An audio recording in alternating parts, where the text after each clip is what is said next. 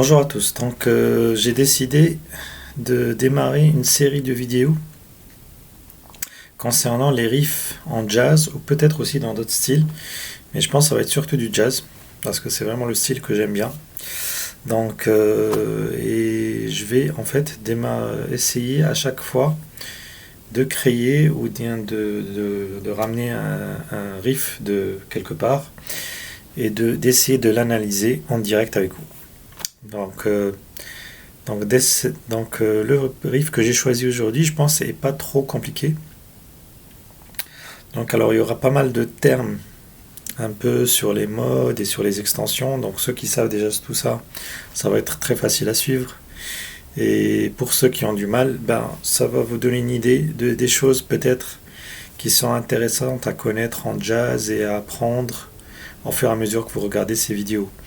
Parce que je pense que voilà, le but d'apprendre des riffs, à mon avis, c'est surtout de comprendre comment elles sont construites pour justement après pouvoir les reproduire plus facilement ou bien les transposer dans d'autres clés et aussi peut-être d'utiliser des fragments de ces riffs peut-être pour les incorporer à des phrases personnelles donc je pense à mon avis c'est très important de comprendre au maximum un riff, comment il est construit justement et de pas juste apprendre les notes bêtement.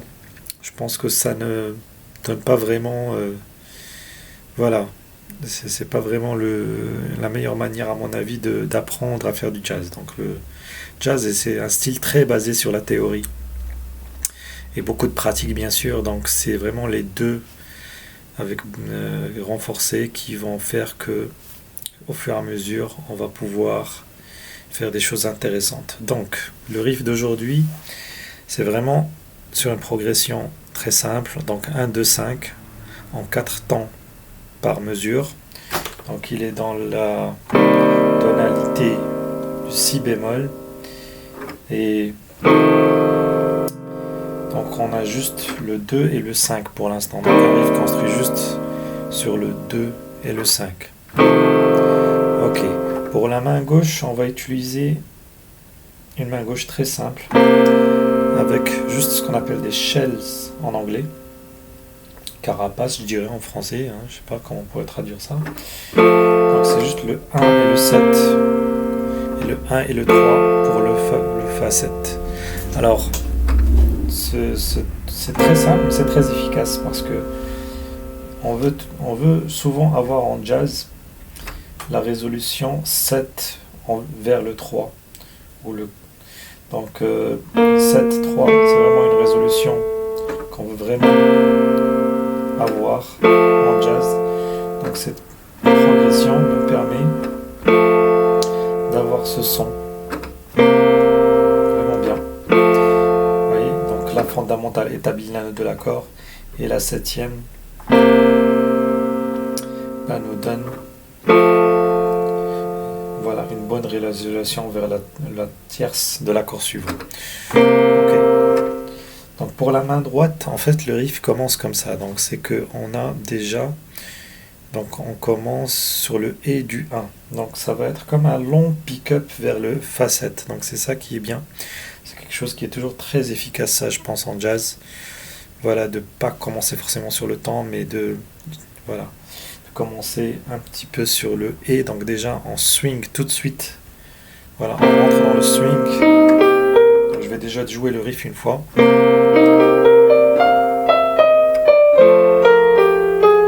Voilà, très très simple, mais ça mérite qu'on s'y attarde un peu. Donc le riff il est construit sur quoi? Donc en fait, les premières notes, c'est donc la tierce, la quinte, la septième, la neuvième et la onzième. Donc en fait, il évolue en tierce en utilisant un rythme, donc une croche, ensuite un triolet pour atteindre la onzième. Donc vraiment cette onzième, je pense que c'est la note cible dans cette histoire pour l'instant. Donc dans cet arpège un peu. Voilà. Donc ça crée déjà une tension dès le départ qu'on va vouloir résoudre juste après. Donc le jazz est beaucoup basé sur cette histoire de tension et résolution. Donc je ferai peut-être des vidéos là-dessus pour mieux expliquer les détails. Parce qu'en fait, je vais en parler vite fait. Donc, si on prend l'accord Do, Mi, Sol, 7, Do mineur 7, donc les notes de l'accord sont Do, Mi bémol, Sol et Si bémol. Et ensuite, si on continue à rajouter des tierces, là, ces notes ne font pas partie de l'accord, mais ça s'appelle des tensions. Donc là, c'est la 9e, la 11e et la 13e seraient les tensions disponibles de cet accord. Après, je pense que la 13e, en général, on l'évite, je crois, dans le Do mineur 7. Mais bon, ça, c'est un concept dont on parlera plus tard. Donc, je dirais que c'est aussi une tension, vu qu'elle est quand même là. Hein. Bon, donc, on va dire qu'il faut juste l'utiliser peut-être plus prudemment que le reste des notes. Alors, de toute façon, là, on a... Donc, on va jusqu'à la 11e. Et après, le but, ça va être... On va aller vers une autre tension aussi, en fait. Donc, on va cibler aussi un peu une autre tension dans cet accord. C'est-à-dire la 9e. Et on va l'atteindre par un chromatisme. Mais bon, elle n'est pas... Voilà, donc c'est-à-dire... Elle est sur le Et, donc c'est vraiment... Et je pense que le but de cette 9e, ça va être surtout de cibler la quinte de l'accord suivant. Donc c'est vraiment comme une sorte d'approche, en fait, cette histoire.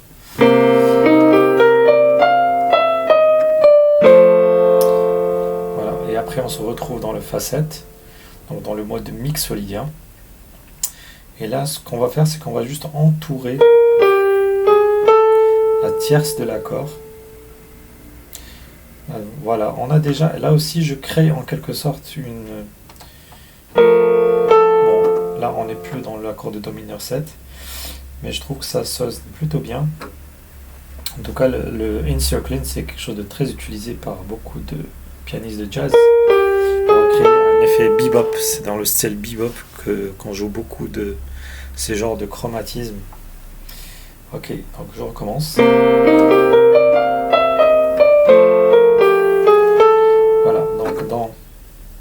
Donc là, on entoure tout simplement la tierce du Fa avec des demi-tons. Donc un demi-ton au-dessus et ensuite un ton au-dessus, ensuite un demi-ton et ensuite on tombe sur la tierce. Donc c'est une forme de... C'est quelque chose qui est très utilisé en bebop. On peut entourer beaucoup de notes de cette manière. Là, c'est un peu différent. Voilà, je sais pas, on peut faire... Voilà, si on voulait entourer. Donc ça, il y a plein d'exercices, je pense, là-dessus. Donc maintenant, le but, ce serait d'essayer de transposer ça dans une autre gamme. Voilà, donc si on va prendre une gamme plutôt simple, on va aller en Do. Voilà. En Do, ça va être plutôt simple à transposer. C'est-à-dire qu'en fait, donc, si on est dans le Ré, donc si on se rappelle bien, donc on démarre de la tierce et on va jusqu'à la 11e par tierce. Ensuite, on a le chromatisme pour attaquer la quinte. Et ensuite, le but sera d'entourer la tierce, le Si. Voilà, et on a notre riff qui est sur le Do maintenant. Ah, je me suis gouré. Vous voyez, c'est pas forcément simple de transposer, ça demande beaucoup de travail. C'est vraiment là où le travail commence, c'est quand on commence à transposer et on essaie de se rappeler comment le riff est construit. Voilà, donc là, c'est un long travail à faire. Imaginons, je vais en Fa et que j'essaie de faire la même chose.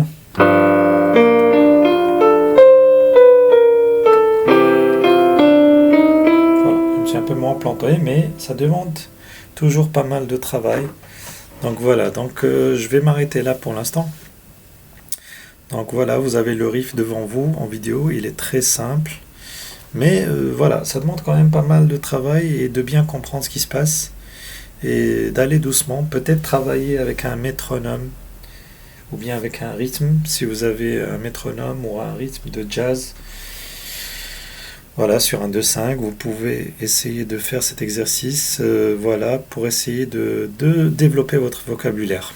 Donc, mais je vais essayer de faire des vidéos régulièrement sur ce genre de choses.